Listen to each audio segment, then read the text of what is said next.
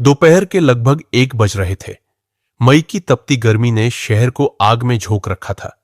सड़कों पर लू चल रही थी और आसमान से उतरती धूप मानो जमीन को झुलसा रही थी। इन्हीं हालातों में एक थका हारा बुजुर्ग व्यक्ति शहर की सबसे बड़ी कॉरपोरेट बिल्डिंग के सामने आकर रुका। उसकी उम्र करीब 70 साल रही होगी। चेहरा झुर्रियों से भरा हुआ, कपड़े पुराने और पसीने से भीगे हुए। उसके माथे पर धूप की लकीरें साफ दिख रही थीं। पैर नंगे नहीं थे, लेकिन चप्पलें इतनी घिस चुकी थीं कि जमीन की तपिश सीधी तलवों तक पहुंच रही थी।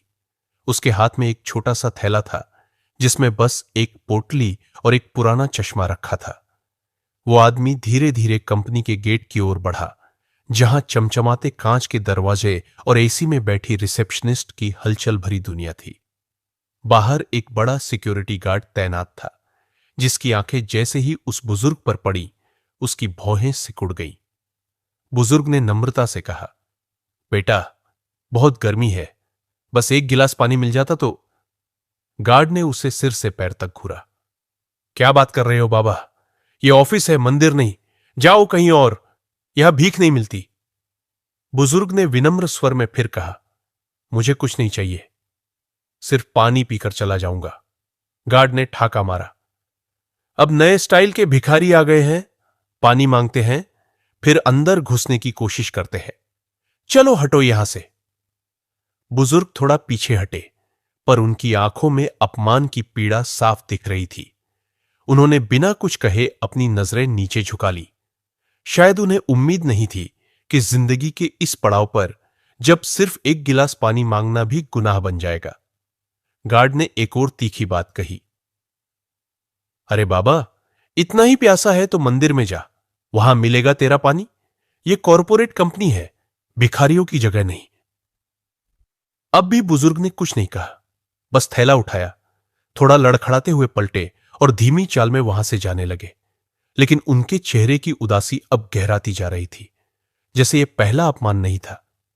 शायद जिंदगी में ऐसा बहुत बार हुआ हो। तभी एक चमचमाती बीएमडब्ल्यू कार ऑफिस के सामने आकर रुकी। दरवाजा खुला और एक 30-32 साल का नौजवान नीले सूट में था, ब्रांडेड सनग्लास में बाहर निकला। तेज चाल, आत्मविश्वास से भरा चेहरा और मोबाइल पर बिजनेस कॉल करता हुआ सीधा बिल्डिंग की ओर बढ़ा। लेकिन कुछ कदम चलने के बाद उसने अचानक रुककर पीछे देखा। उसकी नजर उस बुजुर्ग पर पड़ी जो अब भी ऑफिस से कुछ दूरी पर ठहरकर थके कदमों से सड़क की तरफ बढ़ रहा था। युवक की आंखों में अचानक हलचल होने लगी। उसने चश्मा उतारा, गौर से देखा, और जैसे ही उस बुजुर्ग के चेहरे की झलक मिली, वो एक पल के लिए जड़ हो गया। उसके हाथ से मोबाइल गिर गया, उसका चेहरा पीला पड़ गया। उसने तेजी से पीछे मुड़कर दौड़ लगाई और बुजुर्ग के पास पहुंचा। पापा, पापा आप। बुजुर्ग ने थके हुए स्वर में सिर उठाया, आंखें फड़कने लगीं, गला भर आया। तुम राघव? पापा, पापा आप। राघव की आवाज कांप रही थी। उसने भीड़ और गर्मी की परवाह किए बिना अपने पिता के सामने घुटनों के बल बैठते हुए उनका हाथ पकड़ लिया। उस बुजुर्ग का चेहरा पसीने से भीगा हुआ था, आंखें थकी हुई और होठ सूखे, लेकिन अब वो कांपने लगे थे। शायद बेटे की अचानक मौजूदगी से या सालों से दबे किसी टूटे रिश्ते की याद से। तुम अब भी मुझे पहचानते हो? बुजुर्ग की आवाज टूटी हुई थी। राघव ने झुककर उनका माथा चूमा और खुद रोने लगा। पापा, आप यहां इस हालत में? आपसे मिलने का साहस नहीं हुआ, लेकिन यह तो नहीं सोचा था कि आप सिर्फ पानी मांगने आएंगे। और वो वाक्य पूरा नहीं कर सका। तभी उसी ऑफिस का सिक्योरिटी गार्ड पीछे से दौड़ता हुआ आया। सॉरी सर, मुझे नहीं पता था कि ये आपके, मेरा मतलब, सॉरी सर, माफ कीजिए। राघव ने गुस्से से उसकी ओर देखा। आंखों में आंसू और आग दोनों थे। तुमने मेरे पिता को भिखारी समझकर गेट से भगा दिया, सिर्फ इसीलिए कि उनके कपड़े साफ नहीं थे, सिर्फ इसलिए कि उन्होंने एक गिलास पानी मांगा था। गार्ड बुरी तरह कांपने लगा। सर, मैं रोज बहुत से लोग देखता हूं, पहचान नहीं पाया? राघव ने एकदम शांत स्वर में कहा। यही तो समस्या है, हम सिर्फ बाहर देखकर तय कर लेते हैं कि सामने वाला कौन है, उसकी आंखों की प्यास नहीं देखते, उसके शब्दों की सच्चाई नहीं सुनते। भीड़ अब इकट्ठा हो चुकी थी। ऑफिस के कई कर्मचारी बालकनी और लॉबी से यह सब देख रहे थे। कोई चुपचाप खड़ा था, कोई धीमे धीमे फुसफुसा रहा था। राघव ने अपने पिता की ओर देखा। पापा, अंदर चलिए प्लीज। लेकिन बुजुर्ग ने अपना हाथ छुड़ाते हुए कहा, रुक जाओ राघव, मैं यहां सिर्फ पानी मांगने आया था। अब प्यास भी नहीं रही और हिम्मत भी नहीं। पापा, ऐसा मत कहिए। अब तक सिर्फ दृश्य भावनात्मक था, लेकिन अब दिल की गांठें खुलने लगी थी। राघव ने अपने पिता का हाथ पकड़ा। आप नहीं जानते, लेकिन आप मेरी जिंदगी का सबसे बड़ा सच है। सब कहते हैं कि मैं मेहनती हूं, लेकिन कोई नहीं जानता कि जब मां गुजरी थी तब किसने मुझे जिंदा रखा था। आप अकेले थे, सब कुछ छोड़कर मेरे लिए खेतों से काम छोड़ शहर आ गए थे। लेकिन फिर राघव रुक गया। उसकी आंखों से आंसू बहने लगे। फिर जब मैंने एमबीए में दाखिला लिया और आप काम पर लौटे तो आपसे झगड़ा हो गया।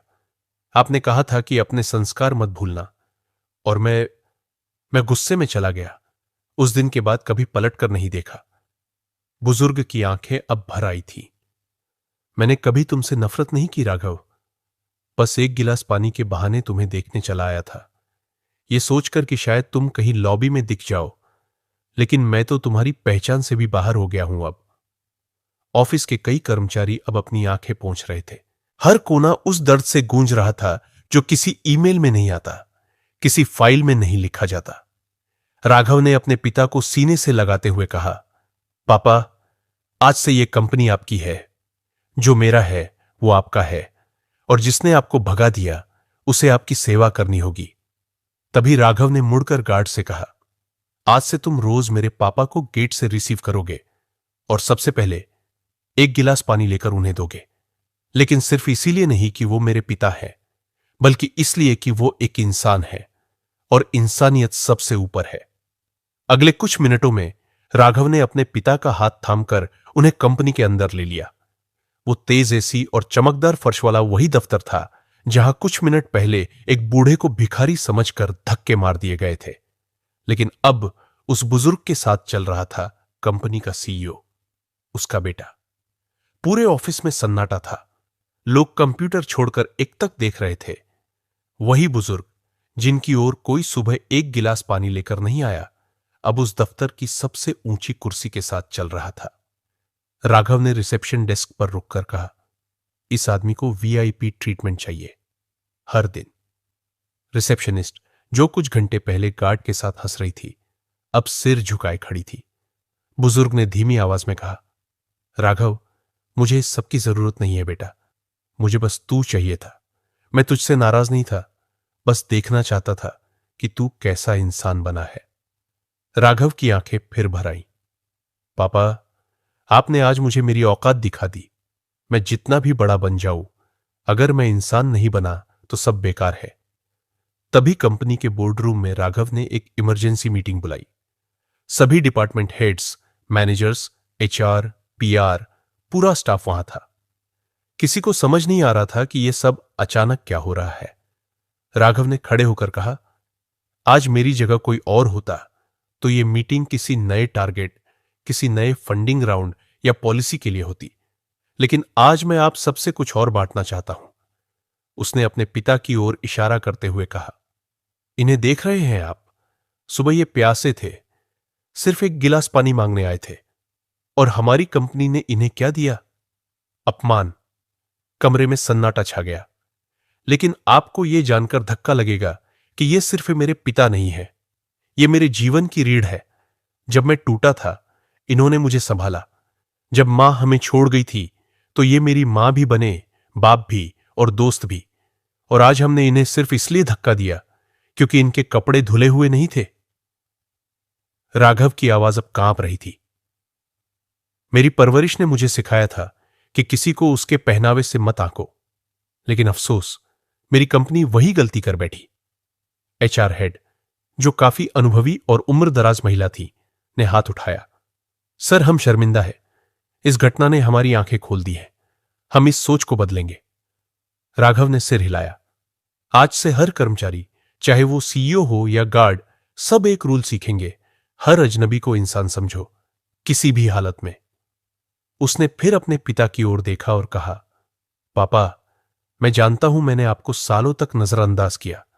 आपने मुझसे बात करनी चाहिए और मैंने बिजी कहकर टाल दिया। लेकिन आज जो आपकी खामोशी ने मुझे सिखाया, वो हार्वर्ड भी नहीं सिखा सकता। बुजुर्ग की आंखें अब भीगी हुई थीं। राघव, मैंने कभी कुछ नहीं मांगा तुझसे, बस एक बार तुझे फिर से गले लगाना चाहता था, और आज तूने सारी दुनिया के सामने मुझे गले लगाकर वो दिया जो दौलत से नहीं मिलता, इज्जत। राघव धीरे से उठकर अपने पिता के पास गया और उन्हें गले से लगा लिया। पूरा ऑफिस खड़ा हो गया। तालियां नहीं बज रही थीं, पर हर आंख भीगी हुई थी। कभी कभी सबसे बड़ा लीडर वही होता है जो इंसानियत से जीते। आज राघव वो लीडर था।